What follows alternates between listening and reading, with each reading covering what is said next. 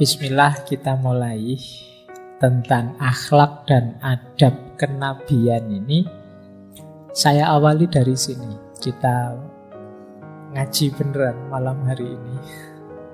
Itu ayat yang biasanya sering disebut kalau kita memulai kajian tentang Rasulullah Muhammad Sallallahu Alaihi Wasallam. Ada kabar dari surat At-Taubah ayat 128 menegaskan kerasulan beliau. Jadi laqad ja'akum rasulun min anfusikum, sungguh telah datang pada kalian seorang rasul dari kalangan kalian sendiri. Ya, rasul itu minna, kelompok kita. Azizun alaihi ma'anittum. Azizun itu berat, sangat berat. Alaihi dalam diri beliau ma'anittum, segala sesuatu tentang kalian. Jadi yang memberati hati Rasulullah itu sebenarnya kita. Situasi kita, kondisi kita, ihwal kita hari ini itu berat di hatinya Rasulullah. Itu azizun alaihi ma'anittum. Apalagi kalau beliau tahu sepak bola saja sampai kita berkorban sedemikian besar. Nah itu, ya hari ini kita punya banyak keprihatinan, yaitu kalau Rasulullah tahu azizun alaihi ma'anittum. Sangat berat bagi beliau kondisi umatnya. Jadi yang kepikiran, yang senantiasa menggelisahkan beliau umatku. Makanya tadi bahasa saya itu agak malu kalau membayangkan Rasulullah itu ngerti kondisi dan situasiku saat ini. Beliau mikir terus tentang umatnya. Kok saya masih cengenges-cengenges seperti ini, masih kadang-kadang ya dosa dikit-dikit, kecil-kecil, santai saja. Kalau besar kan disembunyikan. Kalau yang kecil diceritakan tapi gayanya nanti tobat. Nah, Rasulullah itu kegelisahannya senantiasa kita. Azizun alaihi ma'anittum. Kenapa gelisah? Karena beliau harisun alaikum. Beliau itu sangat ingin, haris itu meluap-luap keinginannya, kita itu semua selamat. Kita itu semua beriman, dekat dengan Allah. Harisun alaikum. Kok ya rute kita itu sering malah sebaliknya, menjauh dari Allah. Padahal beliau ingin, ayolah kita bareng-bareng, dekat dan selamat bersama-sama. Yang ketiga, bil mu'minina ra'ufur rahim. Dan beliau ini ya kepada orang-orang yang beriman sangat lemah lembut dan sangat penyayang. Ini ayat ini saja sebenarnya sudah menggambarkan seperti apa beliau. Beliau sosok yang peduli dengan umatnya, menginginkan umatnya mendapatkan yang terbaik dunia dan akhirat. Beliau ini Ra'ufur Rahim, maha penyayang dan lemah lembut. Oke, saya lanjutkan. Terus dikuatkan lagi oleh surat Al-Anbiya ayat 107. Wa ma arsalnaka illa rahmatan lil alamin. Dan tidaklah kami utus engkau wahai Muhammad kecuali sebagai rahmat pada semesta alam. Ini sering sekali kita pakai diksi ini ya, kalimat rahmatan lil alamin itu. Kalau di ayat ini yang rahmatan lil alamin itu Rasulullah. Hadirnya beliau itu membawa rahmat. Jadi menghadirkan kasih sayang, kedamaian di seluruh alam semesta. Untuk itulah beliau diutus. Jadi ini dua dasar yang menegaskan kerasulan beliau, yang Ayat yang pertama tadi laqad ja'akum rasulun, ayat yang kedua wa ma arsalnaka illa rahmatan lil alamin. Jadi baik, jadi ini dasarnya ya, beliau ini utusannya Allah. Nah, tak tambah sedikit quotes, mungkin kalian kurang merasa keren. Kan ayat Pak.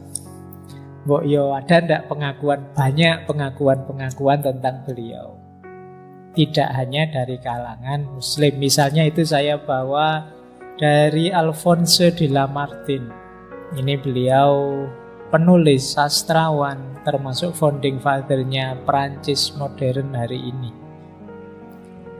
Kata dia, if greatness of purpose, kalau tujuan yang besar, smallness of mean, alat-alat perangkat fasilitas yang kecil, yang sederhana, an astonishing result, hasil yang mengagumkan, are the three criteria of a human genius who could dare compare any great man in history with Muhammad.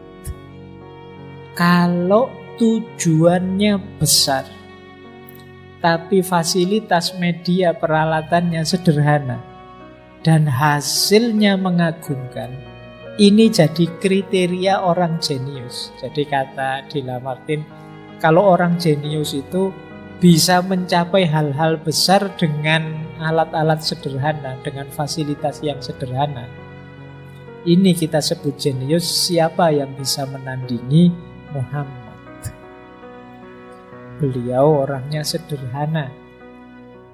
Jadi bukan dari kalangan yang raja atau kalangan yang konglomerat atau apa enggak. Tapi bisa mencapai hal-hal luar biasa. Loh, kalau ini jadi ukuran kita orang jenius itu ya begitu ya. Tidak ada yang menandingi beliau. Ini yang ngomong bukan muslim. Itu salah satu contoh ya, teman-teman. Jadi yo, seandainya misalnya label tadi kan kerasulan itu tidak kita lihat dulu, kita lihat orangnya saja, kita lihat sosok beliau saja, itu sudah luar biasa. Apalagi tadi ada label kenabian, kerasulan. Saya ambil juga misalnya dari Mahatma Gandhi. Ada beberapa yang tidak mungkin saya bawa malam hari ini semua, nanti nggak jadi ngomong akhlak. Ada Montgomery Ward, ada Goethe, ada banyak yang mengidolakan Rasulullah.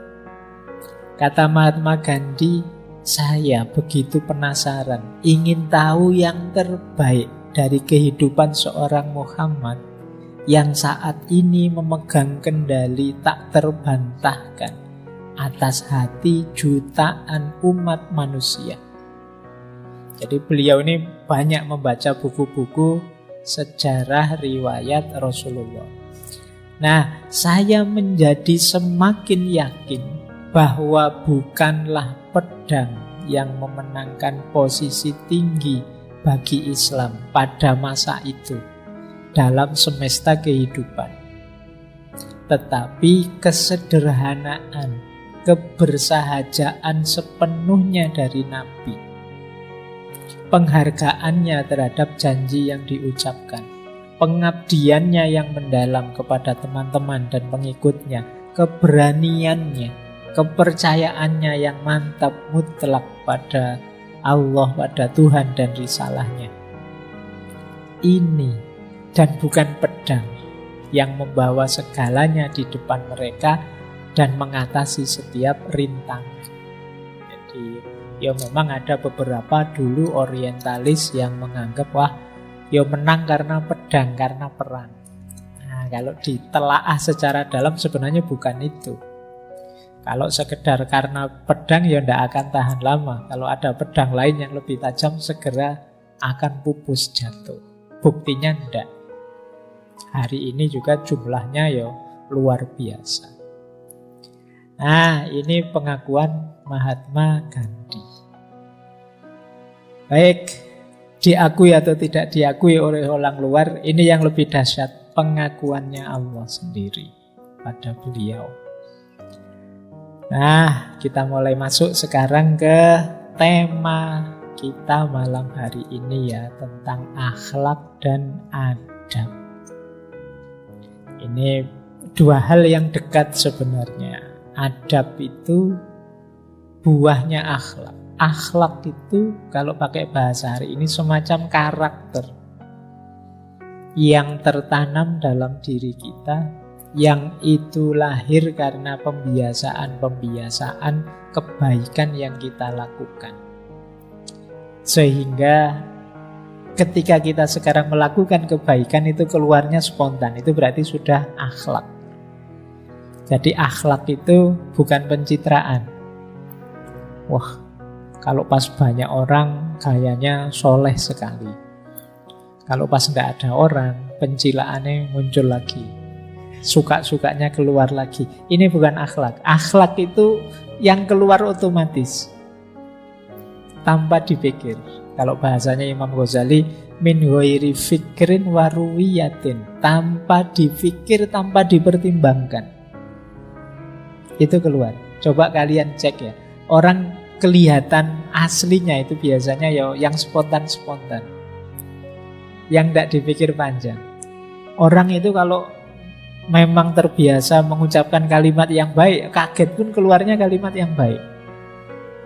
Astagfirullah, subhanallah, itu otomatis. Tapi kan kadang-kadang kalian tidak begitu, tapi pencitraan saja. Aslinya yo keluar itunya, misuhnya keluar kalau pas aslinya ngono. Tapi kalau pas wah ini ada yang dilirik ini, kayaknya astagfirullah, subhanallah. Nah, ini belum akhlak. Akhlak itu yang kalian keluarnya otomatis, itu akhlak.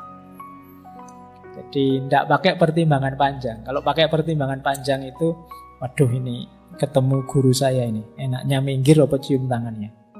Ya sudahlah, tak cium tangan saja. Ini belum tertanam, masih mikir panjang. Kalau sudah akhlak itu otomatis keluar. Nah, bisa muncul otomatis ketika sudah dibiasakan. Itulah akhlak. Orang hari ini menyebutnya karakter. Nah, nanti memang dekat dengan adab. Kalau adab itu manifestasinya dalam budaya, dalam kehidupan nyata. Misalnya saya punya akhlak jujur. Nah, terus ketika ngomong saya apa adanya. Di situasi konkret hidup saya ngomong apa adanya. Ini adab. Saya akhlakku menghormati guru, menghormati orang tua. Kalau ketemu saya cium tangan. Cium tangan adab. Jadi adab itu wadah budayanya, perilaku konkretnya. Kalau akhlak itu karakter yang tertanam dalam jiwa. Nah ini kalau Rasulullah itu ya akhlaknya sudah jaminan.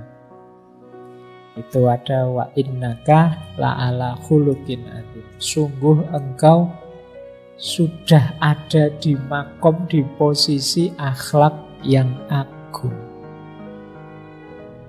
Atau ayat selanjutnya, surat Al-Ma'idah ayat 21. Laqad kana lakum fi rasulillahi uswatun hasanah. Sungguh untuk kalian dalam diri Rasulullah itu ada teladan yang baik, contoh yang baik.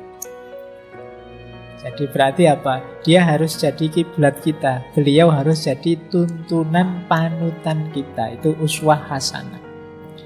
Makanya orang Jawa, orang Sunda itu kadang manggil beliau pakai kanjeng. Kanjeng Nabi. Mungkin teman-teman masih banyak yang pakai istilah kanjeng.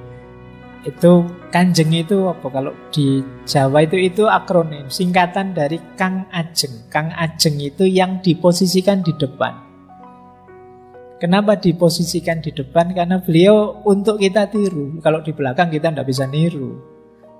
Di depan biar bisa kita lihat sehingga kita bisa niru. Makanya dipanggil kanjeng. Ya, sebenarnya ini panggilan kalau di Jawa zaman dulu untuk bangsawan-bangsawan, untuk orang-orang panutan itu dipanggil dengan nama kanjeng. Kalau Allah malah pakai istilah pangeran. Itu sebenarnya nanti ada rahasia-rahasianya kalau orang Jawa.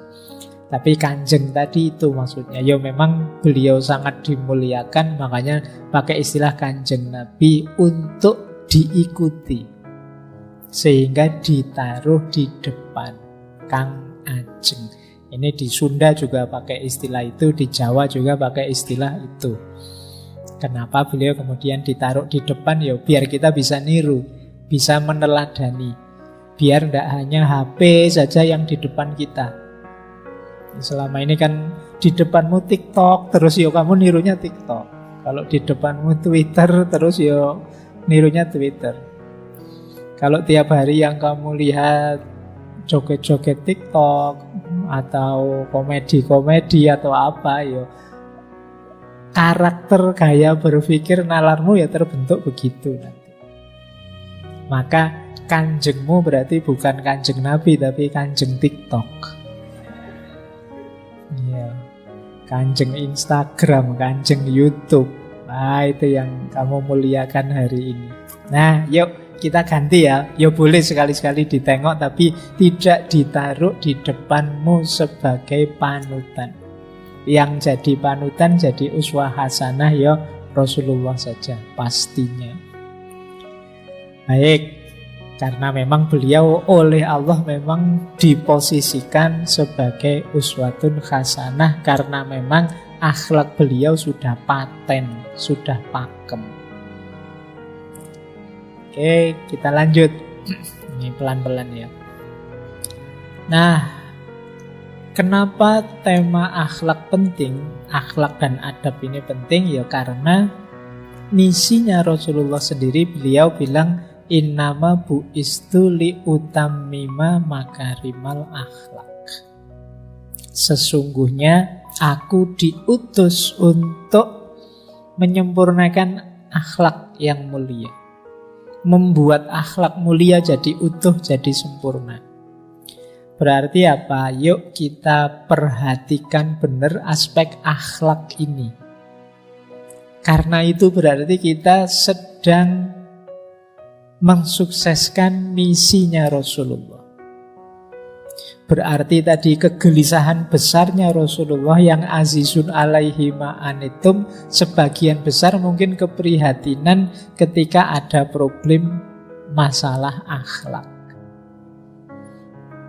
Jadi kadang-kadang akhlak itu kan kececer di belakang, dilihatnya paling akhir. Nah, mulai sekarang yuk, bukan berarti yang kalau orang-orang kan kadang-kadang sholat tidak dia, apa enggak, yang dilihat itunya dulu kan. Tapi sekarang boleh ditambah akhlaknya juga dicek. Karena ini juga variabel penting, misi utamanya Rasulullah. Innama bu'istu liutammima makarimal akhlak.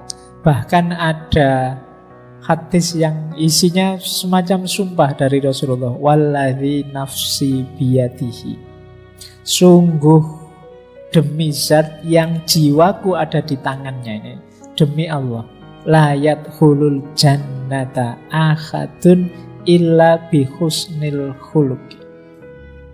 Tidak mungkin seseorang bisa masuk surga kecuali karena kebaikan akhlaknya, kecuali karena husnul khuluq. Jadi maka ayo latihan ya sekarang.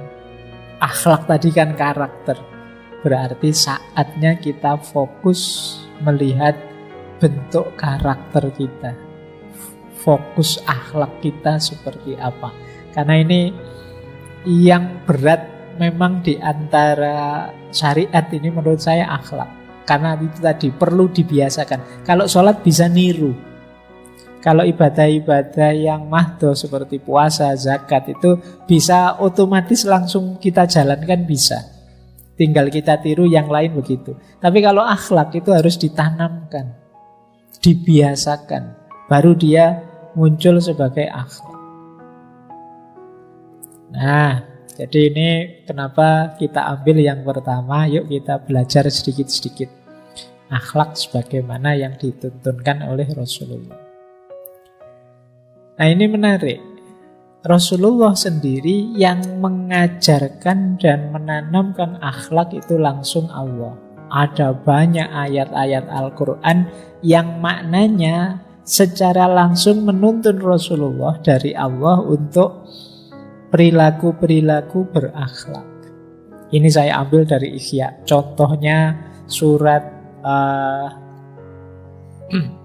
Al-A'raf ayat 199 misalnya. Khudhil afwa wa'mur bil urfi wa'rid anil jahilin. Ini cara Allah mendidik Rasulullah, kata Imam Ghazali. Berikan permaafan, perintahkan untuk kebaikan, dan berpalinglah dari orang bodoh. Nah, ini dididik langsung oleh Allah. Jadi kita hidup ini mbok yang pemaaf. Silahkan perintahkan kebaikan yang kita tahu, tapi juga hati kita luas pemaaf. Pak, kalau ada orang ngeyel, orang bodoh tapi tidak bisa diberitahu, ya sudah, wa'rid anil jahilin. Berpaling, jangan diajak gegeran. Kita itu kan sering gitu, kalau tidak cocok pendapat ngasih tahu orang, orangnya ngeyel terus tawuran, akhirnya nambah musuh, nambah masalah. Nah, untuk jahilin kita wa'rid, yuk berpaling dulu deh. Nunggu dia pinter, biar dia belajar dulu. Kita cari jalan lain biar dia tambah pinter. Jadi diawali dari khudhil afwa, maafkanlah. Rasulullah ini kalau pakai teorinya Ali Syariati, beliau ini bersih sejak awal. Jadi manusia itu kan sering terkontaminasi sejarah pengalaman hidupnya. Kalau Rasulullah enggak, langsung dari Allah. Kenapa begitu? Itu kalau Ali Syariati diurut dari sejak beliau bahkan belum lahir, ayah beliau meninggal. Manusia itu yang paling berpengaruh dalam hidup kan orang tuanya. Biasanya untuk ilmu pengetahuan yang paling awal ayahnya. Nah, sebelum beliau lahir bahkan ayahnya sudah tidak ada, itu berarti beliau tidak mendapat kontaminasi dari ayah. Sebelum beliau dewasa, sebelum beliau balik ABG, ibu beliau meninggal. Pengaruh dari ibu juga minimal. Masyarakat juga tidak banyak mempengaruhi Rasulullah. Sejak kecil aktivitas beliau antara mengembala atau dagang. Kalau waktu kecil beliau mengembala. Orang menggembala itu kan berarti menjauh dari keramaian. Apa ada menggembala di tengah kota, di mall, apa di amplas sana kamu bawa kambingmu kan tidak boleh. Menggembala itu kan mesti menjauh dari keramaian. Jadi kontaminasi dari masyarakatnya yang ada beberapa budaya Arab saat itu sehingga Arab disebut jahiliyah itu tidak masuk pada Rasulullah. Karena apa? Beliau jauh dari keramaian. Dan di beberapa riwayat memang dijaga oleh Allah. Ada hadis, nanti silahkan dicari lah oleh teman-teman, yang Rasulullah cerita pada waktu muda itu pernah sekali dua kali, mungkin karena khawatir ketinggalan zaman atau tidak update, dengan seorang temannya yang juga pengembala, nanti kita ikut acaranya orang-orang itu ya. Tapi oleh Allah memang Rasulullah dilindungi. Kok yang dilalah waktunya malam-malam harusnya berangkat ke keramaian itu, Rasulullah ngantuknya luar biasa dan tertidur. Dan yang seperti itu berkali-kali dialami oleh Rasulullah. Nah, itu berarti memang beliau dilindungi oleh Allah. Jadi bersih dari pengaruh pengalaman hidup yang negatif. Bahkan kegemaran beliau kan uzlah, berpikir, merenung. Nah, ini karakter semacam ini itu mendukung nanti ketika Allah menanamkan hal-hal yang mulia lewat akhlak dan adab, karena beliau bersih sejak awal. Kalau kita kan sudah pengaruhnya macam-macam sudah. Dari orang tua, lingkungan, teman, kos, pacar, apa wae. Jadi maka ya kita perlu latihan lah ya, sekali-sekali kalau memang ada, yuk bersih-bersih. biar cahaya bisa masuk. Karena kalau diri kita terlalu pekat oleh konten macam-macam yang tidak penting, yo bahkan cahaya pun tidak bisa masuk, terhalangi. Baik, jadi ini Rasulullah langsung diajari oleh Allah dan beliau ini memang bersih.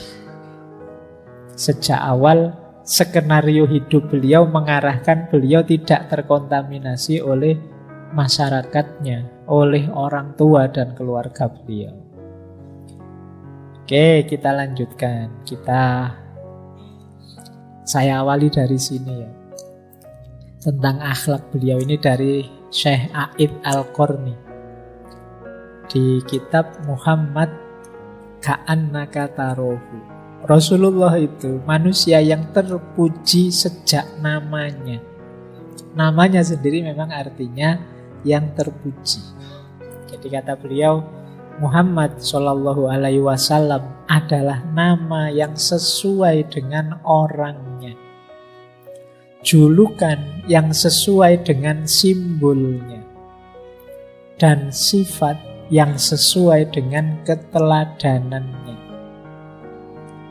Dalam dirinya terhimpun semua hal terpuji, meraih semua kemuliaan, menguasai norma-norma kebaikan, tiada tandingan dalam keteladanannya, dan mempunyai keistimewaan dalam kepemimpinan.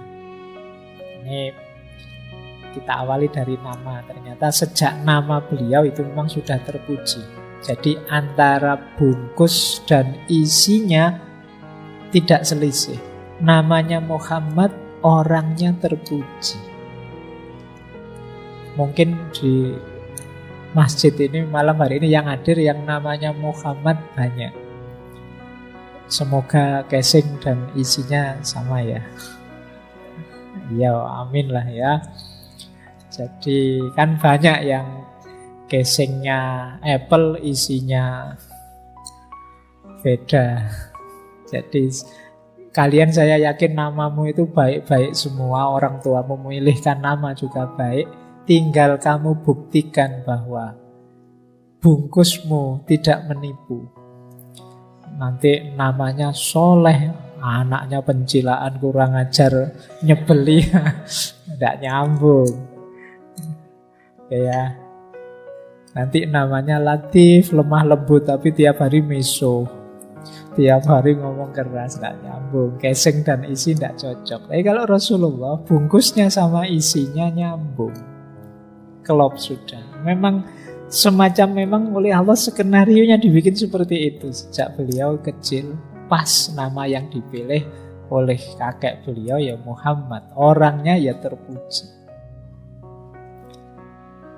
Baik, kita lanjutkan.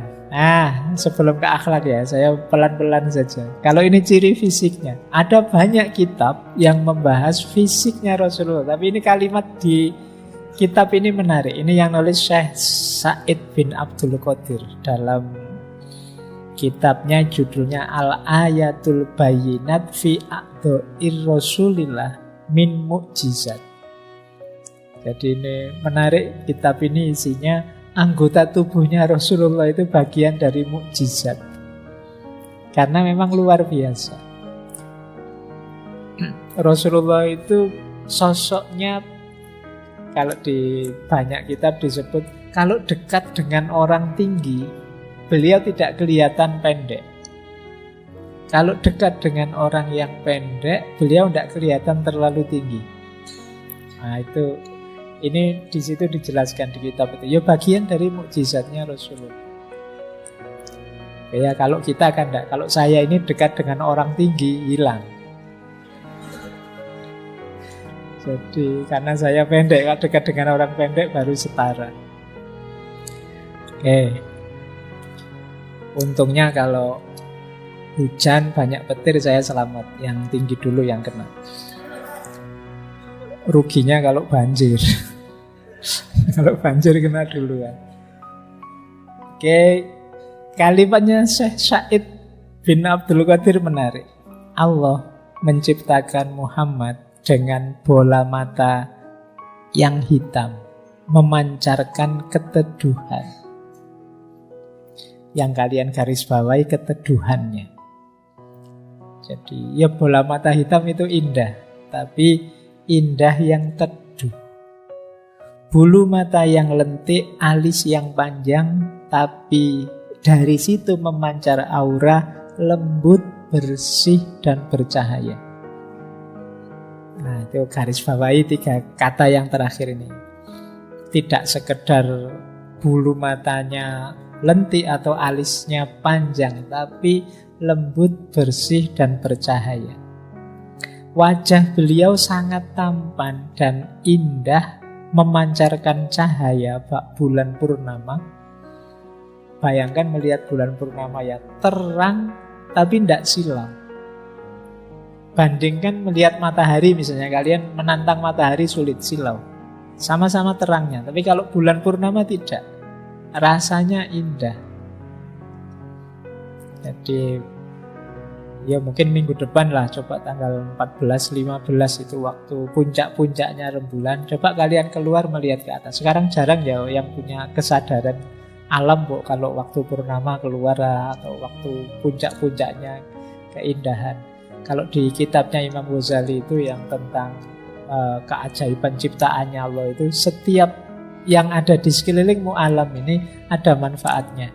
Nah, manfaatnya benda-benda langit itu yang saya ingat, kalau kalian menatap benda-benda langit ke atas, batinmu jadi tenang. Kalau kalian sedang sedih, suntuk, galau, coba sekali-sekali lihat ke atas, luasnya langit, indahnya bulan. Oh, itu bisa melembutkan hati, bisa meneduhkan hati. Apalagi kalau pas lagi kangen kalian. Nah, itu bisa jadi sentimental.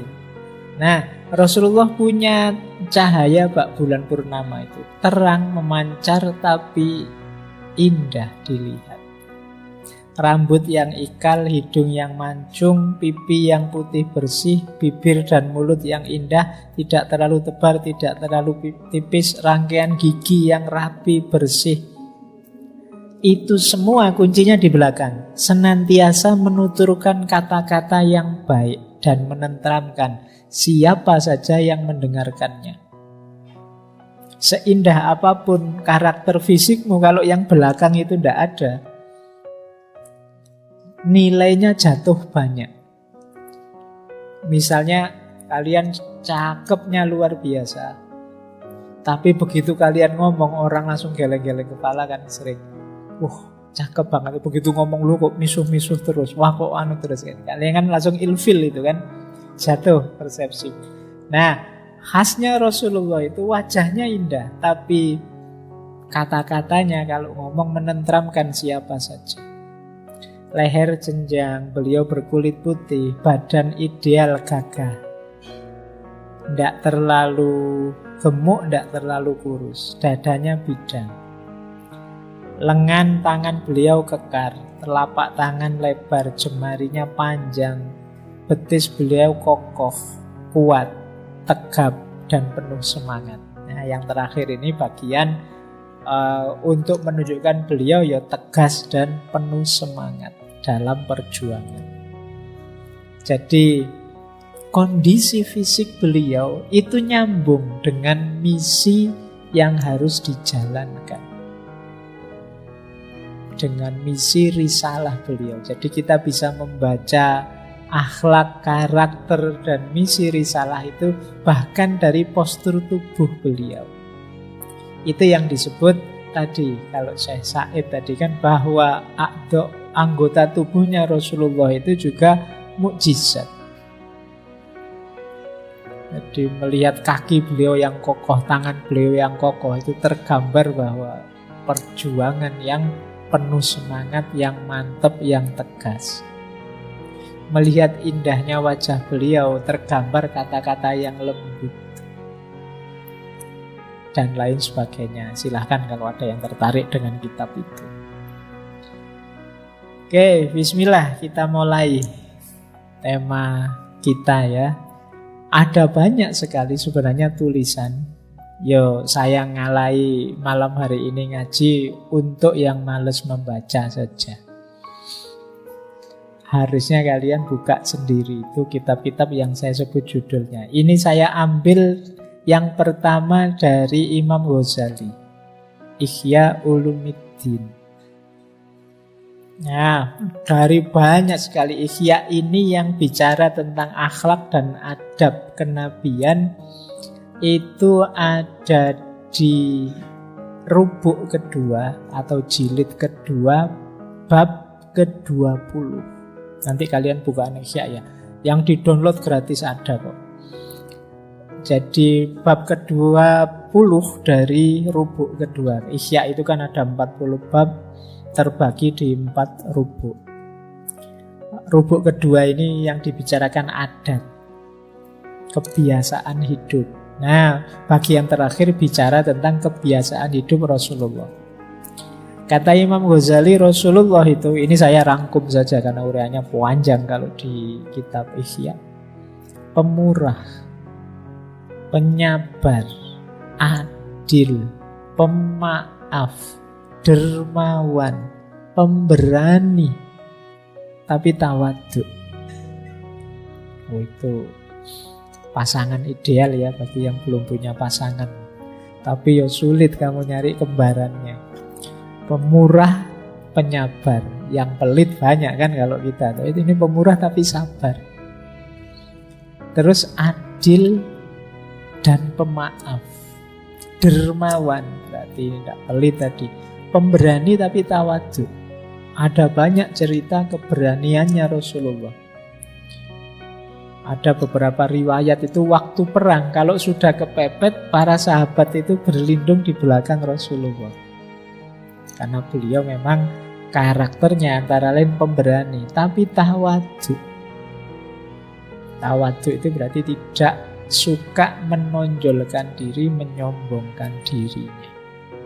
Meskipun beliau levelnya yang paling dicintai oleh Allah. Nah, ada beberapa yang saya warnai merah itu, kalimatnya menarik dari Imam Ghazali. Rasulullah itu sangat menjaga perasaannya orang lain. Beliau tidak serta-merta menyatakan sesuatu yang tidak disukai atau tidak disetujui. Jadi kalau tidak senang, tidak langsung komentar. Kalau di Ihya itu diceritakan satu ketika ada seorang sahabat yang menghadap Rasulullah pakai baju kuning nyolok. Yang itu yo kalau dilihat mungkin juga tidak enak, yo tidak pantas, tidak cocok, tidak sesuai. Mungkin sahabat yang lain juga terganggu, tapi yo tidak enak ada Rasulullah. Rasulullah sebenarnya tidak terlalu cocok dengan kostumnya orang ini. Mungkin pakai baju kuning yang menyala, duduknya paling depan sehingga ganggu yang lain misalnya. Tapi tidak diingatkan. Baru setelah orang itu pergi, Rasulullah bilang, kalau ada temannya atau ada tetangganya yang bisa mengingatkan dia bahwa cara berbusana semacam itu tidak terlalu bagus, akan lebih baik. Tapi orangnya sudah tidak ada. Nah, itu kan mungkin tetangganya atau temannya yang, oh iya saya temannya, besok saya ingatkan. Rasulullah bisa begitu. Tapi kan tidak langsung di depan orang banyak. Kalau kita kan mungkin, mas baju kok kayak gitu dipakai, mungkin kita gitu ya. Kalau Rasulullah enggak, itu orangnya bisa tersinggung kan, malu. Mungkin dia sebenarnya ya setuju, tapi kan ketika dideklar di depan orang banyak ya malu. Kita hari ini kan enggak cuma di depan orang banyak, di depan orang seluruh dunia, pakai medsos, pakai Instagram, pakai YouTube. Nah, jadi iya, dalam hidup ini banyak yang kita enggak cocok. Ya kita ingatkan, cuma dengan cara mengingatkan yang tidak nambah masalah. Kan kadang-kadang kita itu, loh ini kan kebenaran dong, harus diingatkan. Kalau tidak kita ingatkan, nanti kayak gini terus. Tugas kita dakwah ini, amar ma'ruf nahi mungkar, iya bener. Tapi cari jalan yang tidak nambah masalah. Cari retorika selembut mungkin. Itu yang dilakukan oleh Rasulullah. Baik, ada lagi yang kedua. Kata Imam Ghazali, beliau ini tidak pernah marah. Kalau terpaksa marah atau menegur seseorang, biasanya setelah itu diikuti dengan semacam hiburan-hiburan. Jadi semacam menenangkan dia, karena yang memarahi Rasulullah, yang menegur Rasulullah itu kan orang bisa panik. Nah, tapi setelah itu Rasulullah, yo kamu enggak terlalu panik lah, kamu pokoknya dihibur. Mungkin kayak kita pas lagi marah sama temen, sudah terlanjur memarahi, terus kita nyesel, wah tadi aku kok marah sampai segitunya lagi, terus kita hibur dia, maaf ya tadi aku kelepasan ngomong, tapi yo semoga kita bisa belajar lebih baik ya. Itu jadi menghibur. Tidak setelah dimarahi, yo pokoknya yo saya tahu saya tadi lepas marah, tapi salahmu dewe, memang kamu itu. Tidak begitu. Dihibur. Jadi peringatannya masuk, tegurannya masuk, tapi kita tidak putus persahabatan, tidak putus pertemanan. Ini akhlaknya Rasulullah. Yang ketiga, mendahulukan keperluan orang lain. Ini kemarin banyak ya tema-tema sejenis ini, dan Rasulullah jenis yang seperti itu. Rasulullah manusia yang, kalau bahasanya Al-Quran ada kalimat wa yu'siruna ala anfusihim walau kana bihim khososoh. Jadi mengutamakan yang lain meskipun diri mereka juga ada kebutuhan. Ada cerita di Ihya itu, satu ketika ada orang minta ke rumahnya Rasulullah, dikasih. Karena dikasih, besoknya datang lagi biar dikasih lagi kan. Kan banyak itu orang minta-minta itu langganan. Karena ngerti, wah ini orang baik yang punya rumah ini, jadi dia sering datang. Hari kedua datang, dikasih lagi sama Rasulullah. Hari ketiga datang, dikasih lagi. Hari keempat datang, Rasulullah tidak punya apa-apa untuk diberikan. Kata Rasulullah, wah hari ini saya tidak punya apa-apa. Silahkan kamu ngambil apa sana di toko atau di pasar atas nama saya. Nanti kalau saya punya, saya yang bayari. Nah, ini gayanya Rasulullah. Jadi tidak eman-eman. Kalau kita kan perhitungannya luar biasa itu kan. Ini yang mau saya kasihkan berapa ini. Kadang-kadang keliru. Mungkin kayak Jumatan itu kan, buka dompet kayak lama sekali tuh. Akhirnya gulanya 2.000 yang keluar. Lama itu kan milih ini yang 2.000 tadi mana sudah dia. Kok yang kelihatan kok yang 100-an terus itu. Untung kamu tidak ngantuk ya, kadang ngantuk terus 50.000 masuk ini. Oke. Jadi Rasulullah tidak perhitungan. Kalau memang punya, memberi. Baik, ini gambaran ya.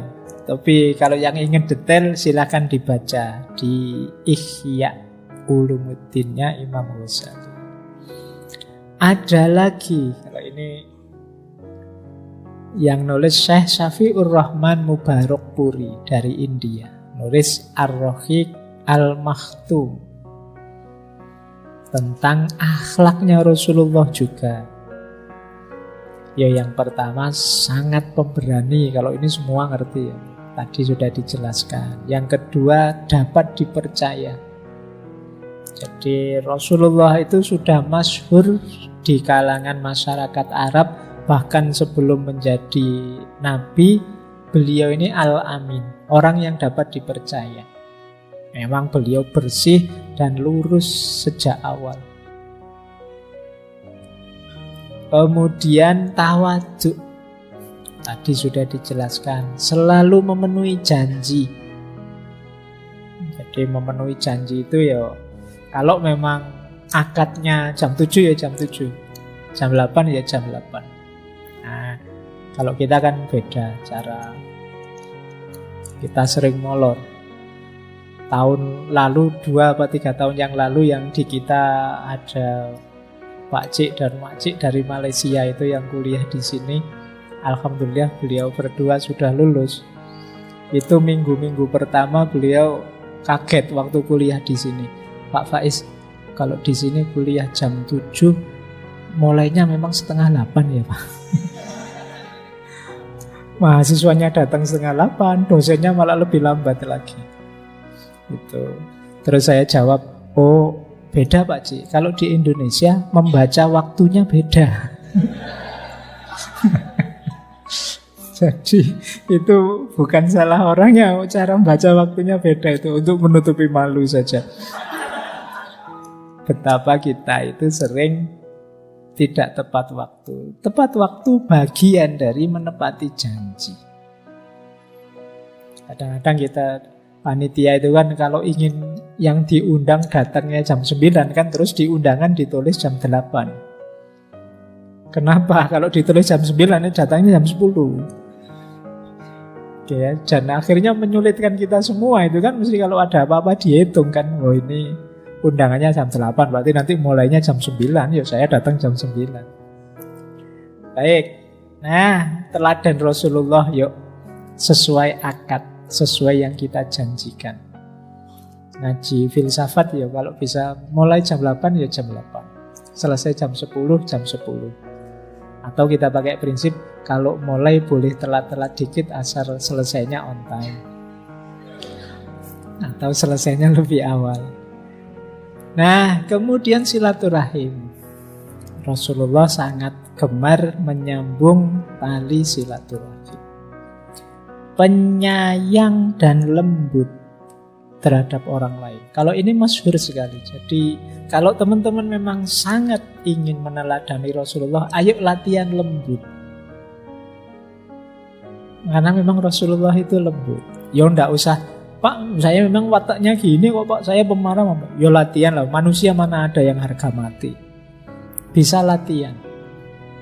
Saya dulu dari Mojokerto, cara ngomongnya agak kayak Surabayaan, agak medoknya agak spontan kayak Surabaya. Tapi ya sudah hampir 30 tahun di Jogja ya. Kalau saya pulang mesti orang sana bilang Mojokertonya hilang.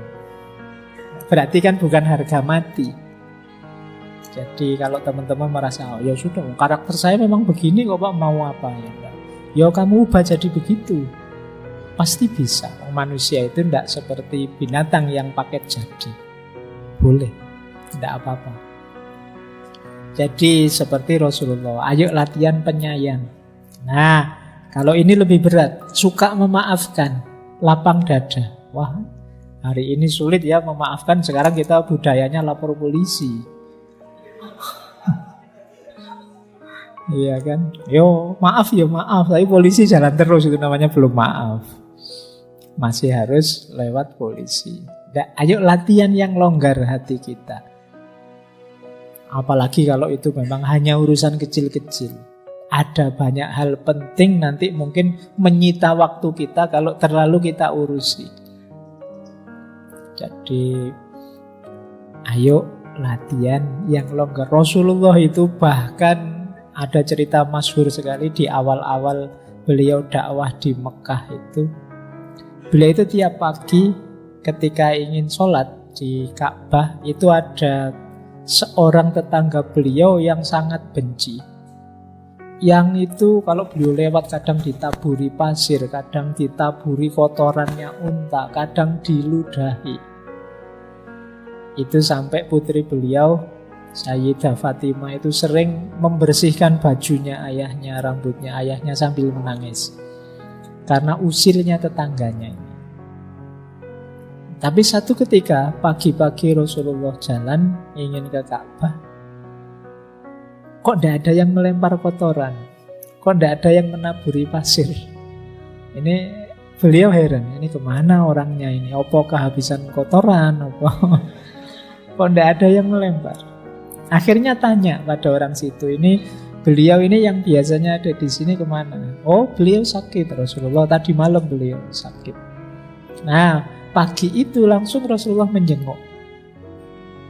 Orangnya betapa kagetnya. Ini musuh yang sangat saya benci, yang tiap hari saya sakiti, justru yang menjenguk paling awal. Itu menyentuh hati dia, sehingga kemudian masuk Islam. Itu gaya dakwahnya Rasulullah. Jadi kadang-kadang justru dengan kelembutan, keterbukaan hati, kemurahan hati, dan pemaaf, orang tersentuh, geser minadz-dzulumati ilan nur. Biasanya orang itu kalau ditabrak, disalah-salahkan, malah sulit untuk sadar. Bukan berarti tidak tahu itu salah. Saya tahu itu salah, tapi wis kadung gengsi mau gimana.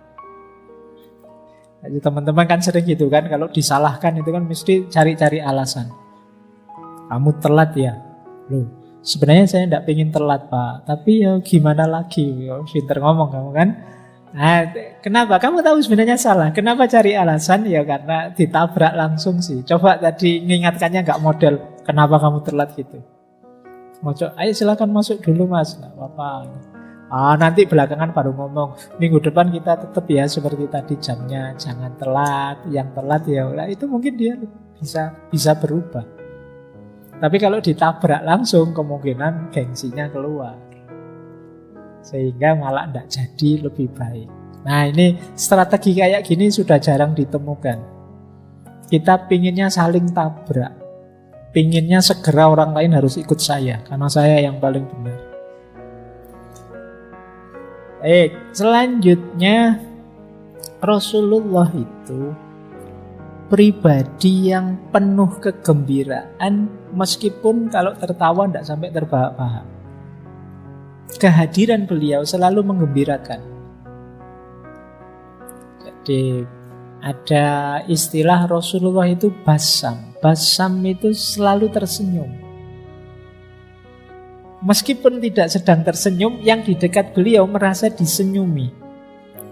Kalau mungkin pakai bahasa hari ini, memang auranya aura yang menggembirakan.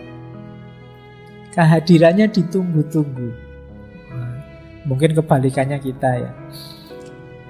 Kalau teman-teman kita kan, kalau kita tidak hadir, alhamdulillah dia tidak datang, urusan aman. Kalau dia datang kacau mesti. Tapi kalau Rasulullah tidak, kehadirannya ditunggu. Kemudian Rasulullah itu tentu saja rajin ibadah, terus cerdas. Beliau punya fatonah.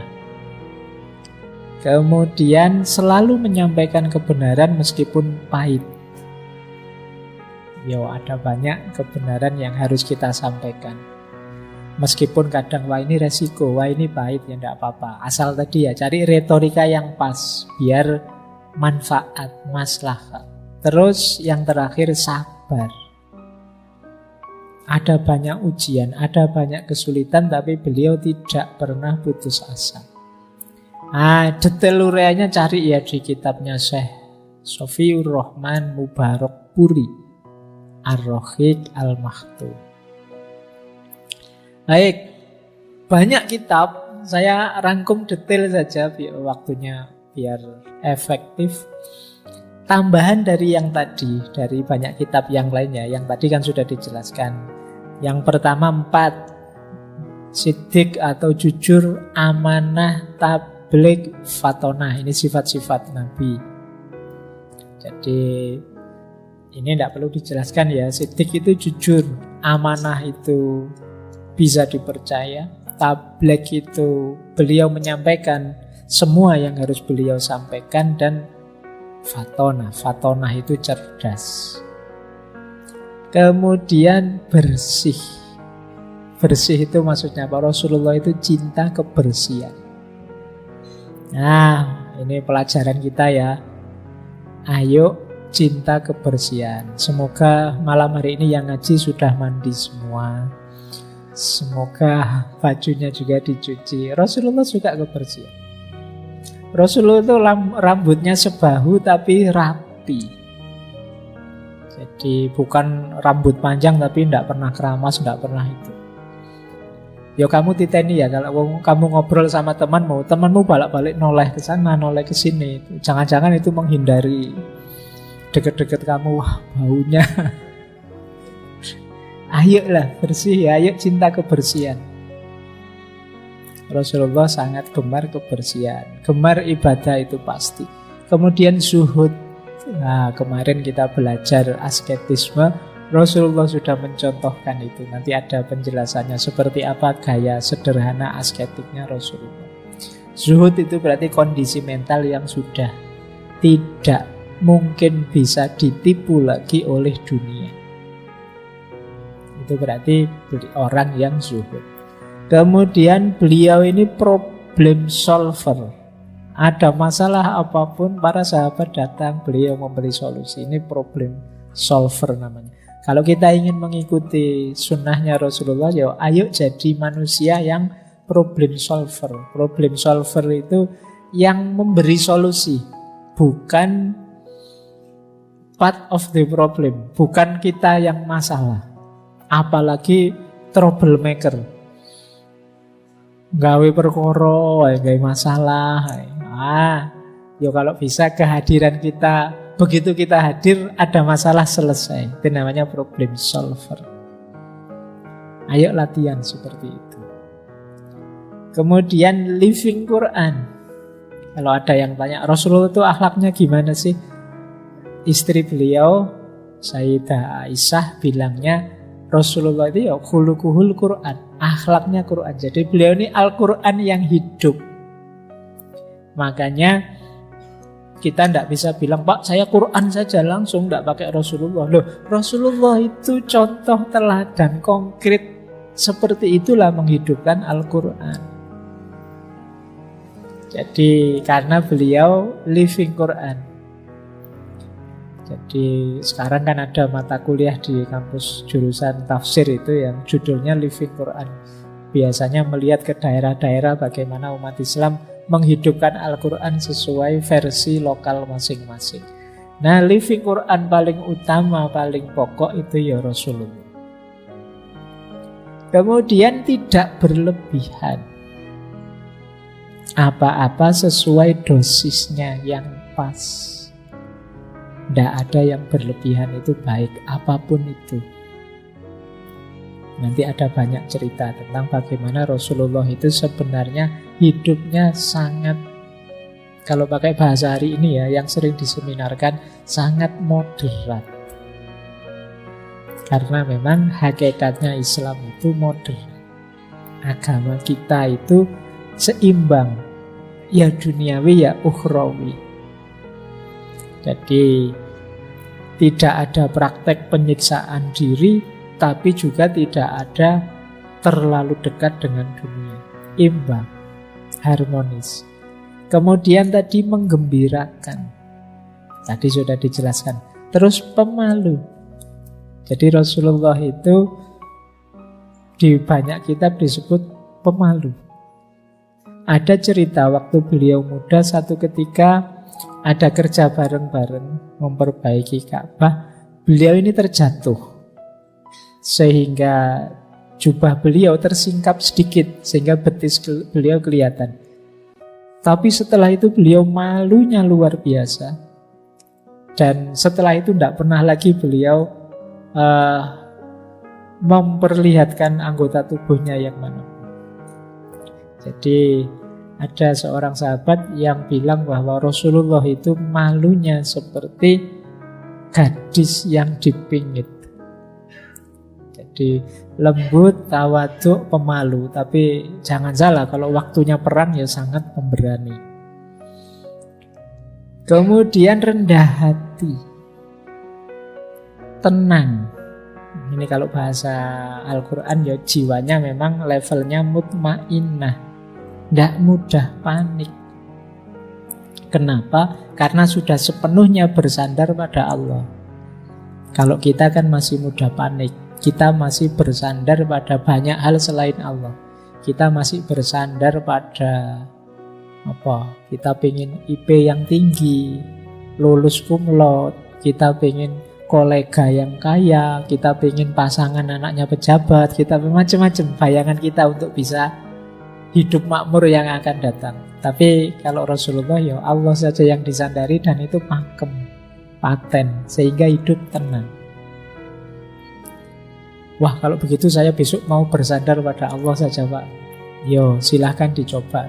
Tapi biasanya akan gagal kalau ambisius, pingin segera sukses. Pelan-pelan, latihan ya. Karena kalau segera, Pak, saya buang semua yang duniawi, Pak, sprek itu mesti. Ya pelan-pelan. Wong yo, kalau dari sangat cinta itu kan tidak bisa tiba-tiba dicerai, dipisah begitu saja. Pelan-pelan. Biar latihan tenang. Tenang itu kan tidak bisa, bukan urusan diomongkan saya tenang, tapi batin kita memang tenang. Saya punya teman dulu di pondok, malam-malam ke kamar kecil. Dia ini penakut, tapi gayanya kayak tidak penakut. Nah, pas di dalam ada angin, pintu kamar kecilnya bunyi brak. Wah, dia teriak-teriak, saya tidak takut, saya tidak takut. Teriaknya saya tidak takut, tapi teriak saya tidak takut itu menunjukkan sedang ketakutan dia. Nah, jadi takut tidak takut, ketenangan tidak bisa dilihat dari omongan. Jadi saya tenang kok Pak, saya tidak apa-apa kok Pak, saya perilakumu itu bisa membuktikan kamu tidak tenang dan kamu apa-apa sebenarnya. Ya makanya yang ambisius pengen langsung, enggak, ya pelan-pelan lah. Wah ini saya harus niru Rasulullah semuanya, alamat gagal sudah. Kalau ambil, ya pelan-pelan. Wah saya bisa niru mulai ini Pak, boleh pelan-pelan ya. Terus beliau ini empatik. Empatik itu mampu merasakan yang dirasakan orang lain, yang dirasakan oleh umat beliau. Baik, kita lanjut. Nah, tadi akhlak teman-teman yang harus kita tanamkan dalam diri. Sekarang kita mulai adab. Bagaimana mewujudkannya dalam hidup sehari-hari. Ini banyak saya ambil tadi ya dari kitabnya Imam Ghazali yang Ihya Ulumuddin tadi. Kita awali dari sini. Adab bicara, bertutur kata. Kalau hari ini berarti Pak, saya sekarang lebih banyak ngomongnya di medsos, ya berarti ini termasuk bertutur kata lewat medsos. Rasulullah itu kalau bicara lemah lembut dan tenang. Tadi sudah dijelaskan ya, beliau mantap kalau ngomong itu tidak kesusu-susu, pelan-pelan yang bisa dipahami orang. Fasih, berbobot dan tidak bertele-tele, tidak bulet.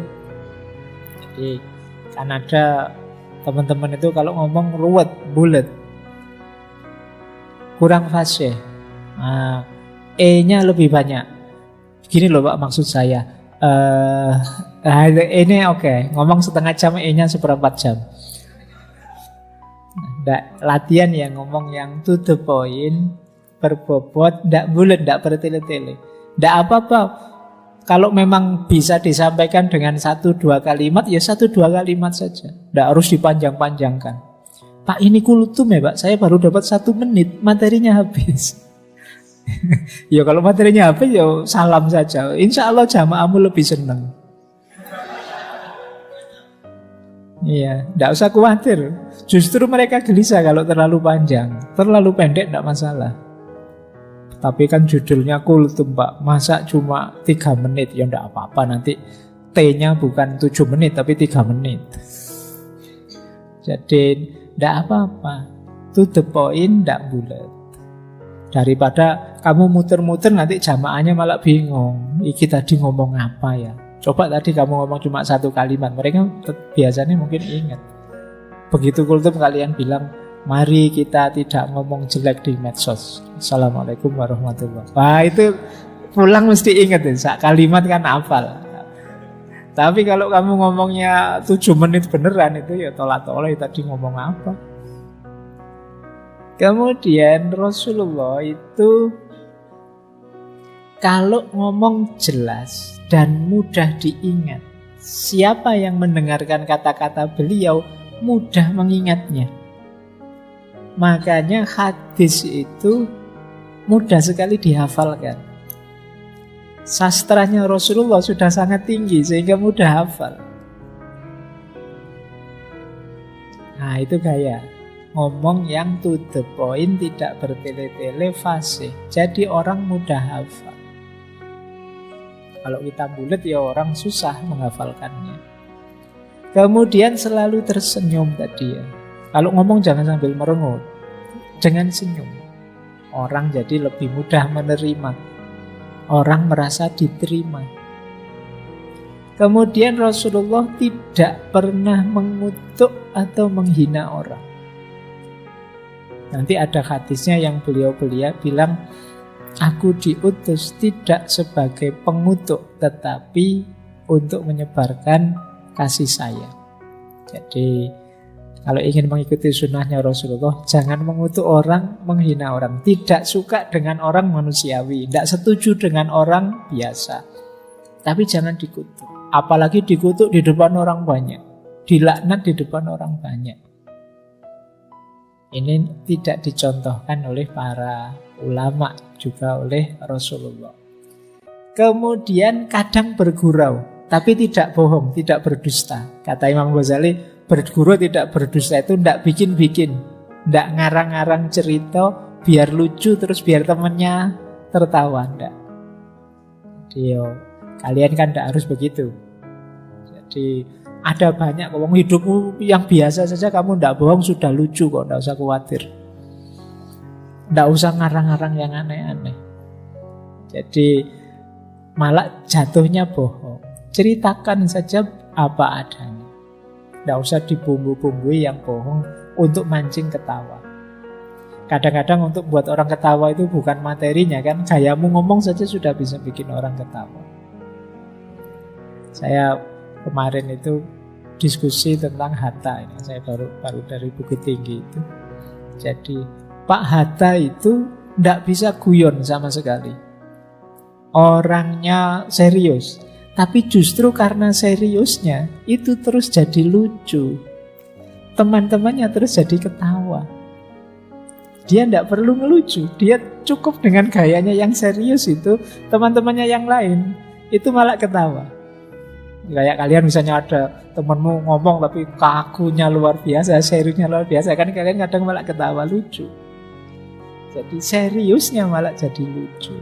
Jadi tidak harus kok untuk membuat orang tertawa itu kalian ngarang cerita-cerita bohong. Rasulullah tertawa ya tertawa, tapi tidak sampai terbahak-bahak. Terbahak-bahak itu keras dan lama.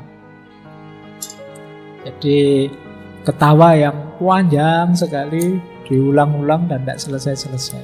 Tidak begitu. Kalau sudah selesai ketawa ya sudah. Jangan terus-terusan tertawa. Apalagi kalau terus-terusan terbahak-bahak itu bisa ke UGD nanti kalian. Secukupnya saja ketawa ya sudah. Terus dasarnya hidup itu diam. Jadi ingat ya, bukan saya itu dasarnya hidup itu ngomong. Nanti kalau sudah kehabisan bahan baru diam. Tidak begitu. Dasarnya diam. Tapi kalau ada yang penting diomongkan, diomongkan. Jadi diingat-ingat ini ya. Jadi kadang-kadang kita itu kalau ketemu teman, ketemu siapa, itu kan pakai rumus dasarnya harus ngomong ini. Kalau tidak ngomong nanti tidak dianggap ramah, tidak dianggap rame. Akhirnya ngarang-ngarang cerita, nyari-nyari bahan yang tidak perlu. Sebenarnya dasarnya diam. Kalau ada yang penting ditanyakan, ditanyakan. Jadi Rasulullah itu lebih banyak diam. Bahkan beliau lebih suka mendengarkan orang bicara. Jadi kalau kita kan tidak betah dengar orang ngomong. Kadang kita dengar teman kita curhat saja, dia baru ngomong satu kalimat, kita nasihatnya sudah 3 paragraf. Kita kesusu ingin menasehati dia. Kita tidak betah kalau ada teman kita ngomong. Kalau Rasulullah, beliau pendengar yang baik, mampu menyimak pembicaraan orang lain. Dan memang beliau tidak bicara kalau tidak ada keperluan. Bicara ya kalau pas ada perlunya saja. Kita lanjutkan. Jadi ini diingat-ingat. Oh ini gayanya Rasulullah dalam bertutur kata. Nah, ini adabnya Rasulullah kalau ada masalah. Kita hari ini kan penuh masalah, banyak masalah. Yang pertama, beliau itu prinsipnya tetap adil ya. Adil itu yang salah ya diputus salah. Tidak mentang-mentang teman, mentang-mentang sahabat, mentang-mentang satu agama, ndak. Adil. Jadi kalau salah ya salah. Meskipun orang Yahudi kalau benar ya dibenarkan. Kalau salah ya disalahkan. Itu namanya adil. Yang kedua, menghindari suudzon, prasangka buruk. Jadi ini kalau hukum berarti praduga tak bersalah. Jangan nuduh dulu, jangan menyalahkan dulu sebelum ada buktinya. Jadi kalau ada masalah, hindari prasangka buruk. Lah berarti tidak kritis Pak, tetap kritis, tapi jangan mutus dulu sebelum meneliti. Nah itu gayanya Rasulullah. Kemudian menghormati kebenaran dan ilmu. Banyak kan orang itu yang tidak menghargai kebenaran. Pokoknya menurut saya begini. Loh ini loh ada fakta begini. Tidak, saya tidak mau tahu fakta itu. Yang penting ini. Ini namanya tidak menghargai kebenaran. Kadang-kadang kita itu kalau sudah punya perspektif, ada beda fakta dengan perspektif kita tidak mau menerima fakta ini. Padahal faktanya jelas loh. Ini namanya tidak mau menghargai kebenaran. Karena sudah terlanjur menganggap bahwa ini adalah merusak peradaban. Ketika orang bilang, loh ini ada manfaatnya juga loh, HP ini ada manfaatnya. Kita enggak, pokoknya ini harus merusak. Nah ini namanya tidak menghormati kebenaran. Kalau Rasulullah ya menghargai, menghormati. Kalau orang membawa fakta, membawa data, mengadu apa dan lain sebagainya.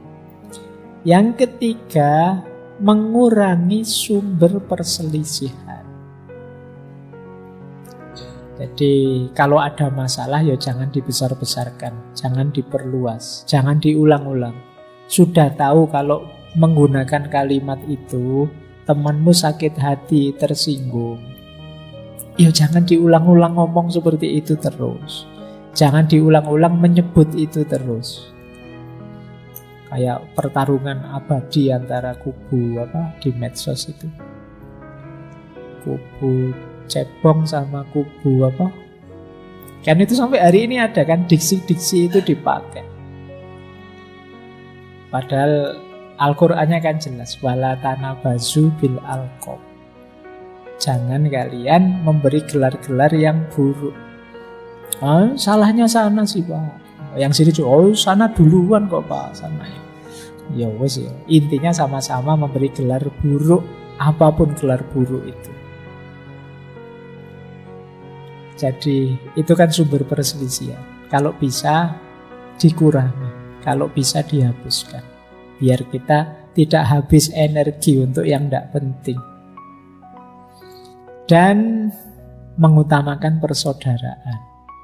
Kita itu kan hari ini lebih sering mencari perbedaan yang membuat kita berjarak dengan orang lain. Ketemu teman misalnya, itu ngecek, ini teman ini agamanya apa ya? Oh, sama Islamnya kok. Oh, tapi Islamnya NU atau Muhammadiyah. Oh, Muhammadiyah. Muhammadiyah yang garis lurus atau garis lucu? Oh, itu garis Jadi yang dicari bedanya terus untuk menegaskan bahwa aku dan kamu berbeda. Ya sudah, kita ambil yang persaudaraan level paling universal saja. Aku manusia, dia manusia. Itu kan lebih luas. Tidak perlu kamu kejar identitas detail sampai mana. Paling tidak kita sama-sama manusia kok dengan dia. Nah ini dulu dipraktekkan oleh Rasulullah. Jadi mengutamakan persaudaraan. Ya persaudaraan itu ada ukhuwah Islamiyah, ada ukhuwah insaniyah, ukhuwah basyariyah. Baik, jadi ini kalau ada masalah kalian ingin ingat rumusnya ya dari Rasulullah. Adil, jangan prasangka buruk, terbukalah untuk menerima kebenaran, kurangi sumber-sumber konflik, dan utamakan persaudaraan. Ini akan mencerahkan hidup kita. Lanjut. Nah ini menarik. Ini asli saya ambil dari Ihya. Adab Rasulullah bertetangga. Yang pertama apa? Ya sesama Muslim memberi salam. Tidak usah nunggu yang lain mengucap salam. Kalau bisa kita duluan mengucap salam. Rasulullah itu selalu mendahului mengucap salam. Tidak usah, dia kan junior, tak tunggu dia harus salam dulu, saya yang lebih senior kok. Tidak begitulah. Siapa yang berkesempatan, yuk memberi salam dulu. Kemudian yang kedua, Rasulullah itu terbiasa tidak terlalu lama berbincang dengan tamu atau saat bertamu ke tetangga. Khawatirnya apa? Mengganggu. Jadi kalau teman-teman bertamu juga begitu, harus tahu waktu ya. Ngejak ngobrol tidak selesai-selesai. Tuan rumahnya sampai ngasih kode menguap lah, ngasih kode dehem lah, ngasih kode lihat jam lah, kamu ngoceh terus. Iya, yo mbok yang toleran. Wong ini sedang bertamu di rumahnya orang, siapa tahu tuan rumahnya ada kebutuhan ini, keperluan itu. Ada cerita memang Rasulullah satu ketika waktu beliau menikah dengan Zainab itu, para sahabat itu kalau bahasa Jawanya jagong di rumah beliau. Cuma mereka tidak pulang-pulang. Rasulullah sampai gelisah, mondar-mandir, masuk lagi, keluar lagi. Ini tamunya kok tidak pamit-pamit ini. Mau diusir gimana wong ya tamu? Tidak diusir kok ya tamunya tidak paham-paham. Nah, kalau Rasulullah kebiasaannya jangan ngobrol lama-lama, secukupnya saja. Terus tidak bertanya berkepanjangan tentang keadaan tetangga, keadaan teman. Khawatirnya nanti bongkar yang nggak harus seharusnya dibongkar, ngomong yang nggak harus seharusnya diomongkan. Wah, lama nggak ketemu, sekarang kerja di mana? Istrinya berapa? Anaknya berapa? Kita kalau terlalu cerewet ngomong itu biasanya bongkar yang tidak-tidak.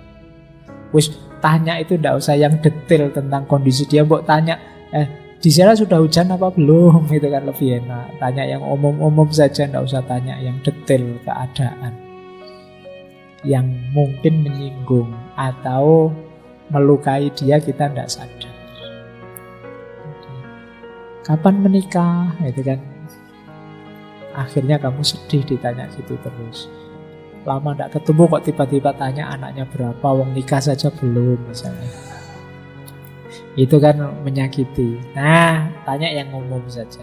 Kemudian Rasulullah itu tentu saja kalau sakit beliau pasti mengunjungi siapapun itu. Kalau ada yang meninggal, dapat musibah, pasti beliau juga mengunjungi. Kemudian memaafkan, tentu saja. Ikut gembira kalau tetangganya gembira.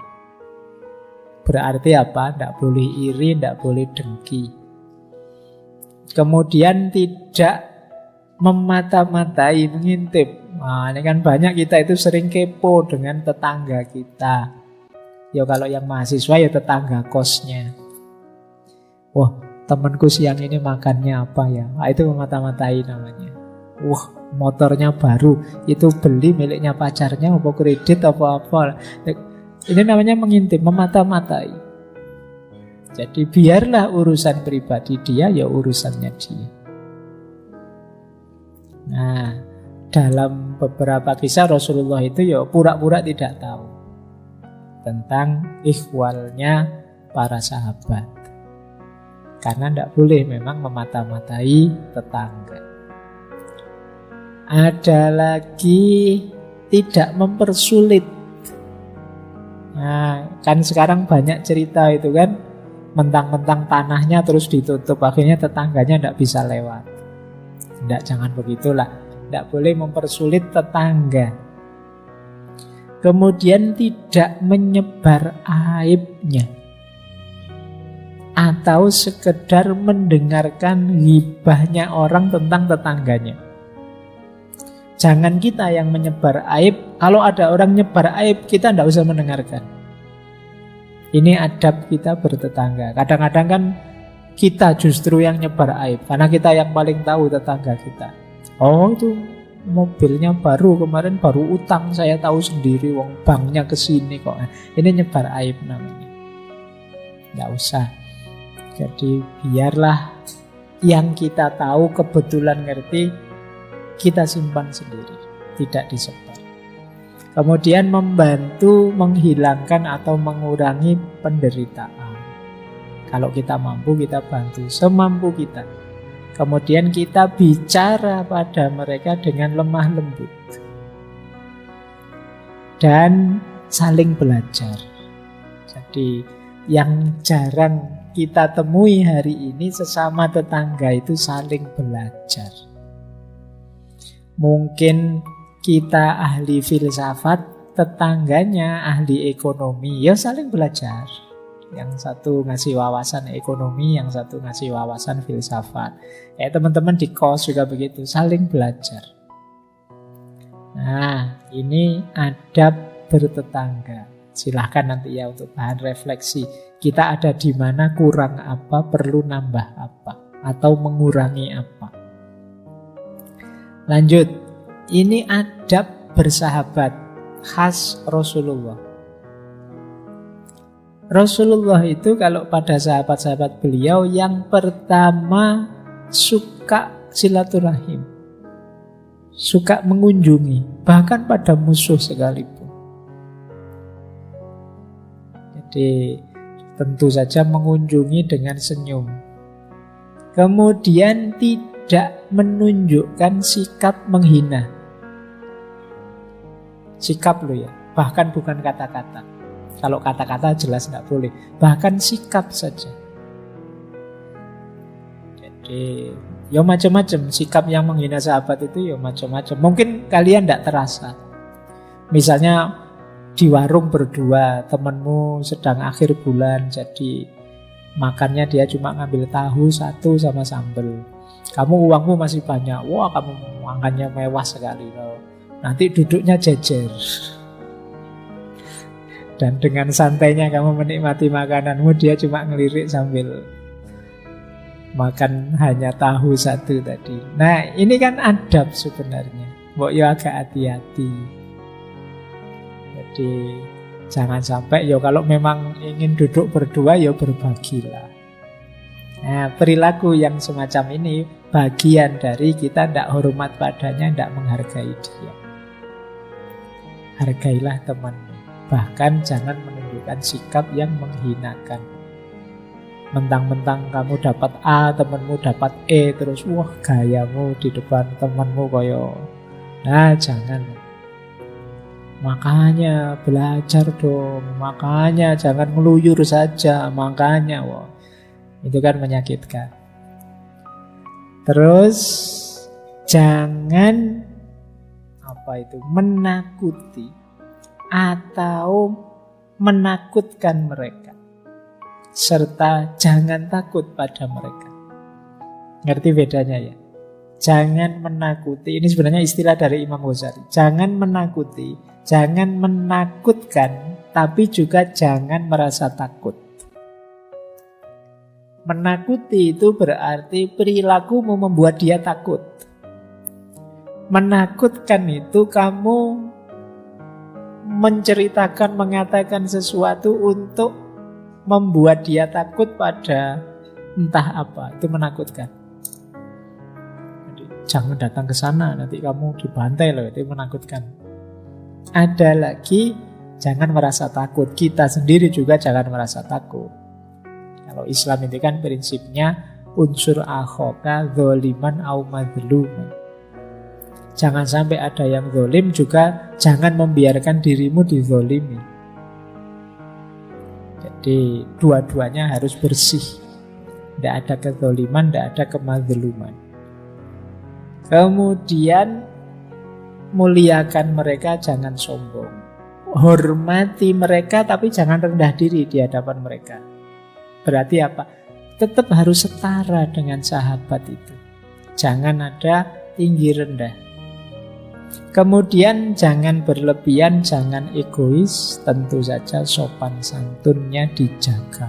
Ala pak teman aja, santai aja, ya enggak. Justru teman itu kalian harus menjaga sopan santun. Oke, ini adab bersahabat yang dilakukan oleh Nabi. Nabi itu meskipun pada para sahabat beliau yang hakikatnya murid-murid beliau, itu ya sangat menghormati, sangat menghargai. Baik, kita lanjutkan. Nah, ini salah satu contoh apa sih yang kita bisa berikan pada sahabat kita.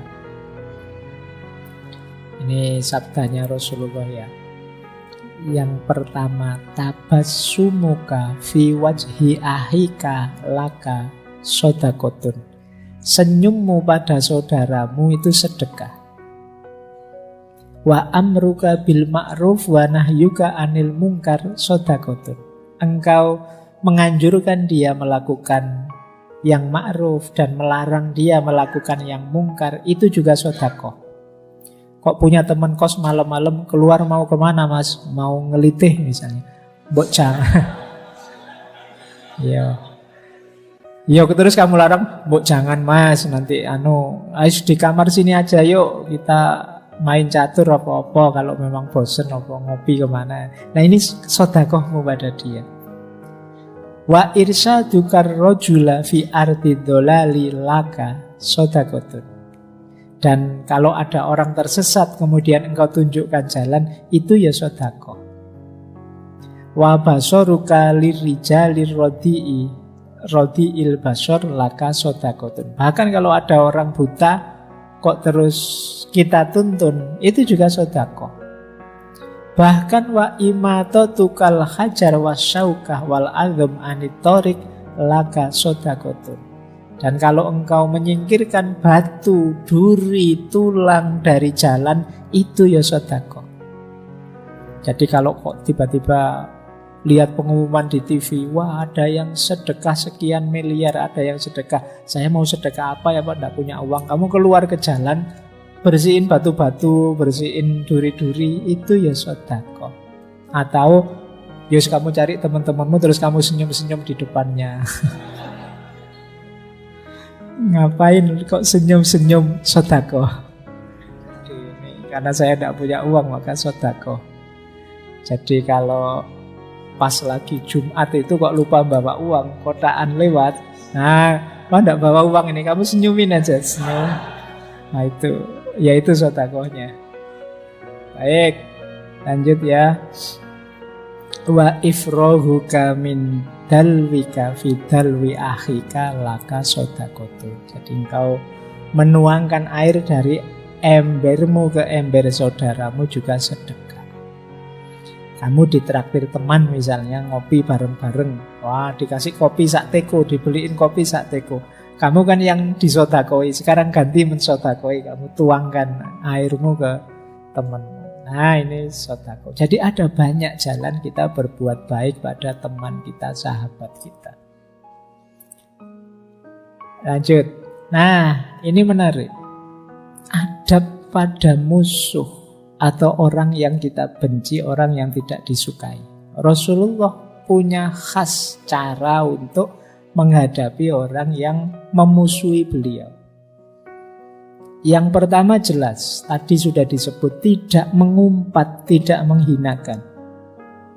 Ada kisah ketika umat Islam itu menang di perang Badar, Rasulullah melarang umat Islam mengumpati. Kan biasa kalau sudah menang itu kan terus memaki-maki yang sudah jatuh kalah, kayak orang tinju, kayak orang itu.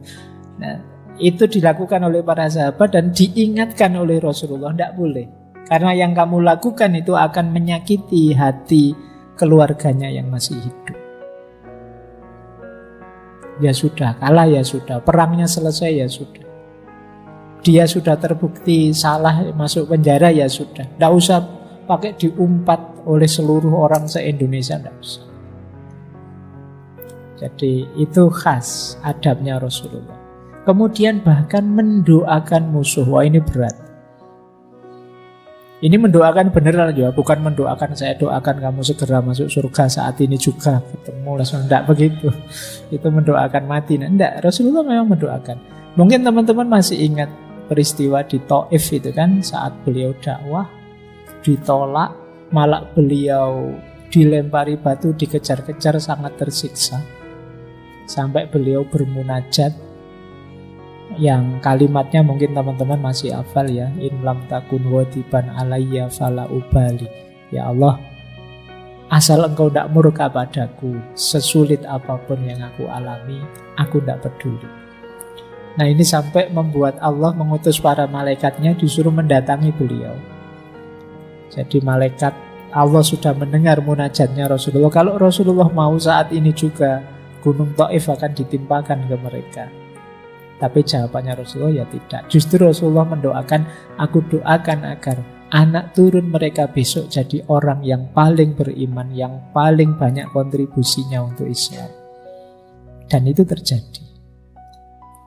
Jadi ini namanya mendoakan musuh.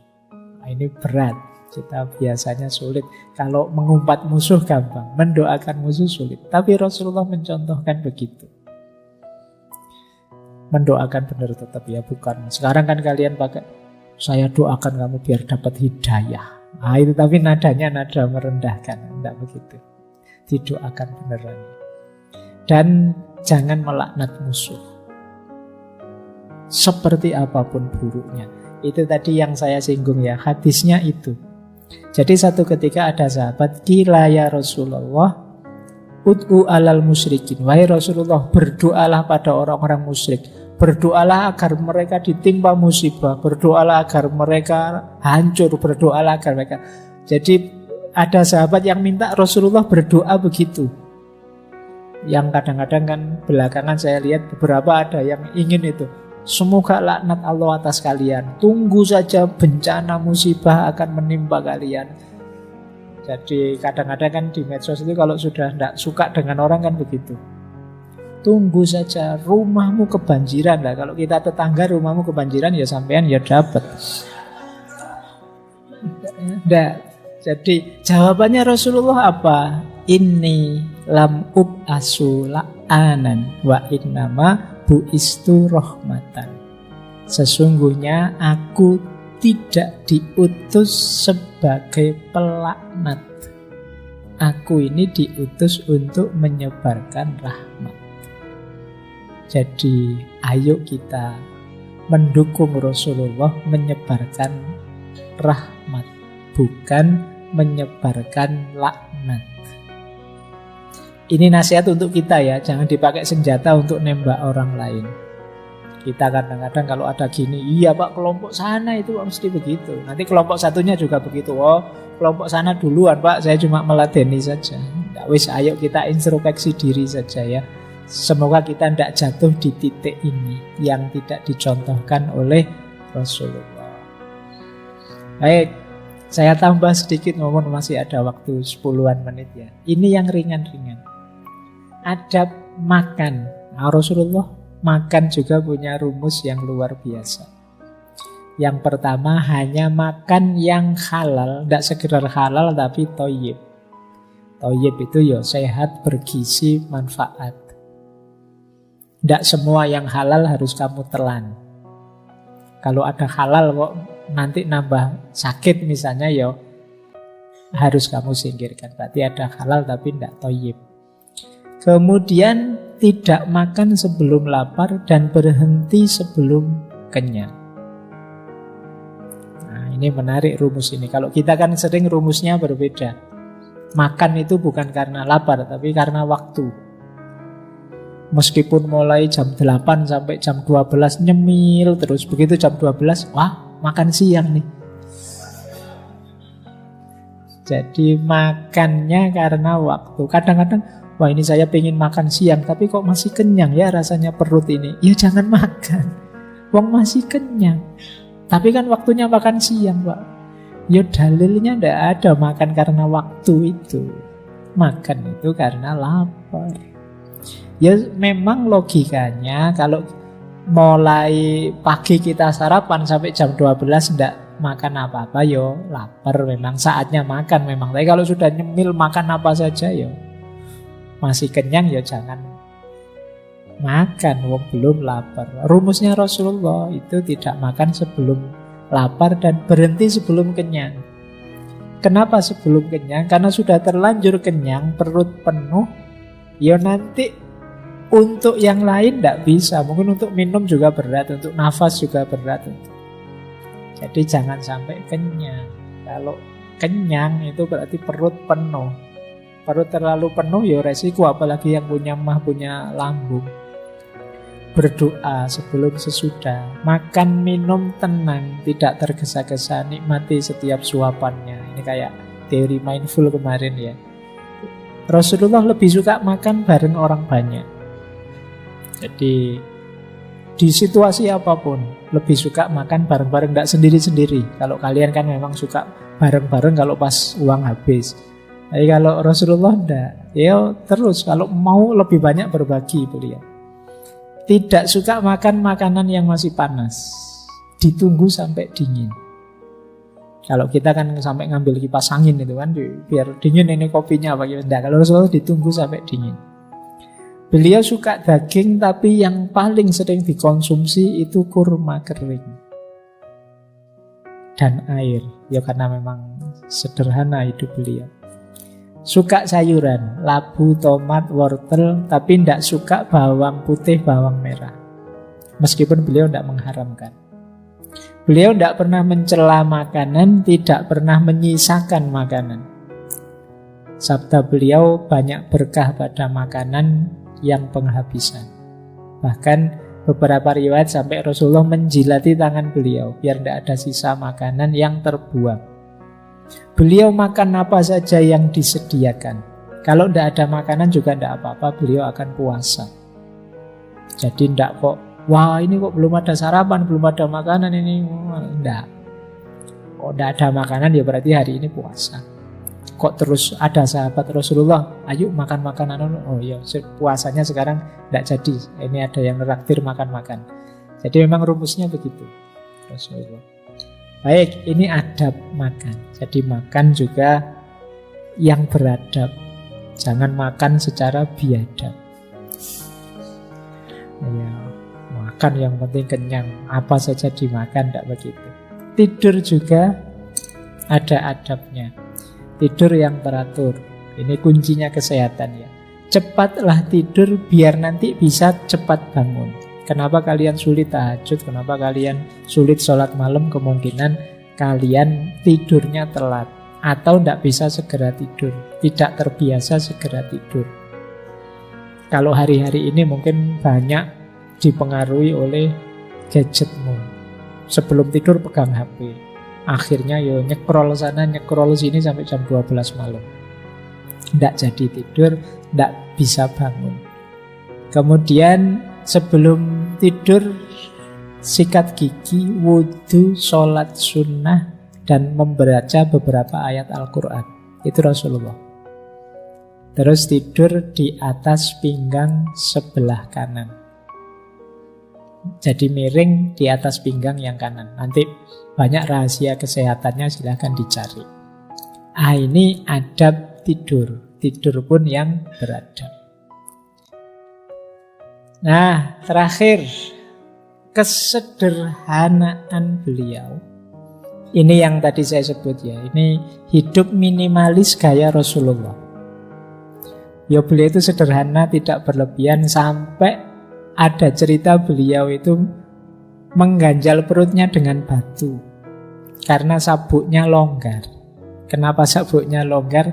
Lapar. Tidak ada makanan. Tempat tidur beliau dari pelepah kurma, kemudian di atasnya ada kulit yang disamak. Bayangkan ya, pelepah kurma mungkin kayak apa ya? Kayak pelepahnya kelapa kalau teman-teman itu, tapi lebih rapat. Nah, di atasnya ada kulit kambing yang disamak. Jangan dibandingkan dengan spring bedmu, jauh. Ya. Terus beliau juga tidak malu kalau misalnya naik di atas keledai atau membonceng orang di belakang beliau, tidak masalah. Jadi mungkin kalau hari ini Gojek ya, kalian naik Gojek juga tidak apa-apa. Terus suka menjenguk yang sakit, mengantar jenazah, menghadiri undangan siapapun itu. Beliau memperbaiki sendiri sandal beliau yang rusak, nambal sendiri kalau ada baju beliau yang sobek. Nah ini gaya minimalis beliau. Kalau teman-teman hari ini kan tidak begitu. Sepatu saja kan masih bagus ya. Sekarang kan sudah tidak zamannya Pak, ganti merek Pak, trennya bukan ini Pak. Saya tidak tahu teman-teman di rumah ada berapa jumlah sepatu, ada berapa jumlah baju. Nah, kalau Rasulullah bahkan sampai nambal sendiri, menjahit sendiri. Beliau suka membantu pekerjaan rumah tangga istri-istri beliau. Beliau suka memberi salam meskipun pada anak kecil. Beliau kalau duduk egaliter. Jadi sebenarnya yang kayak gini tidak terlalu sunnah. Kalau sunnah saya di tengah-tengah. Rasulullah tidak gaya kayak gini ya. Kalau ngobrol ya di tengah-tengah. Lebih setara. Oke. Baik, sudah jam 10. Saya kira itu dulu ya. Ini sebenarnya masih panjang, masih banyak yang harus kita bahas tentang akhlak ini. Kitab-kitabnya banyak. Jadi pesan saya begini. Ada filosof Muslim kontemporer namanya Yasir Auda. Beliau nulis buku tentang maqasid syariah. Di antaranya menjelaskan tentang meneladani Rasulullah ini. Jadi meneladani Rasulullah itu ya tentu saja kita semua ingin meneladani Rasulullah. Tapi penting juga kita sadari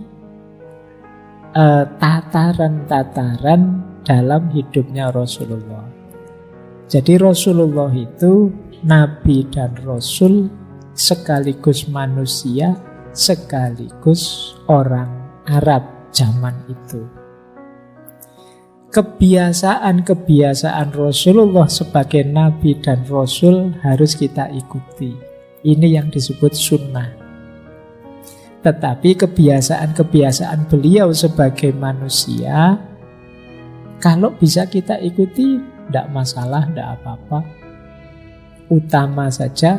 Tapi yang tidak mengikuti tidak berarti kalah utama dengan yang mengikuti. Contohnya misalnya Rasulullah itu suka baju warna hijau misalnya. Beliau suka baju warna hijau meskipun lebih sering pakai baju warna putih, kata Imam Ghazali. Nah, Pak, saya kok sukanya warna merah ya Pak? Berarti saya tidak sunnah. Yang sunnah yang suka warna hijau. Ini kegemaran kemanusiaan. Kalau kebetulan kita cocok dengan warna hijau, alhamdulillah. Tapi orang yang tidak gemar warna hijau tidak berarti lebih rendah dari kita yang gemar warna hijau. Kita tidak boleh merasa aku lebih sunnah dari kamu, aku lebih suka warna hijau, kamu tidak begitu. Jadi ada Rasulullah sebagai orang Arab misalnya. Orang Arab zaman itu misalnya cara berbajunya pakai jubah. Kalau kita di Indonesia kan pakai sarung. Tuh, kalau kita berkenan pakai jubah cocok merasa seret tidak masalah. Tapi yang tidak pakai jubah tidak berarti lebih tidak mulia dari kita. Wong itu adat, kebiasaan, tradisi. Nah, terkhusus ya yang memang harus kita ikuti yang berhubungan dengan wahyu, perintahnya Allah, risalah kenabian. Kalau ini ya harus kita ikuti. Tapi yang sifatnya manusiawi kita ikuti alhamdulillah. Tapi yang tidak gemar, tidak ikut ke situ tidak berarti nilainya lebih rendah dari kita yang mampu mengikuti. Ini nanti bisa teman-teman kiaskan macam-macam. Kayak tadi jubah, mungkin gaya makan beliau, mungkin ya beliau makannya kurma, makanya pakai 3 jari. Nah, ya kalau teman-teman pas makan apa pakai 3 jari tidak masalah lah. Kalau pas makan bubur ayam ya sulit kalau pakai 3 jari. Dan ya, jadi ini perlu membacanya lebih detail ya. Kadang-kadang ada orang yang merasa aku lebih sunnah karena aku pakai baju kayak Rasulullah, aku punya jenggot kayak Rasulullah, aku punya. Nah, yang kayak gini yang mungkin bagi saya agak mispersepsi. Jadi boleh kok saking cintaku pada Rasulullah tak panjangkan jenggotku sebagaimana itu. Nah, atau saya pakai jubah, tidak masalah. Kalau saya kok sulit ya Pak manjangin jenggot, saya sudah mati-matian cuma eceran terus yang keluarnya tidak bisa banyak karena mungkin gen dan macam-macam. Nah, tidak apa-apa. Bukan berarti yang berjenggot panjang lebih mulia dari yang tidak.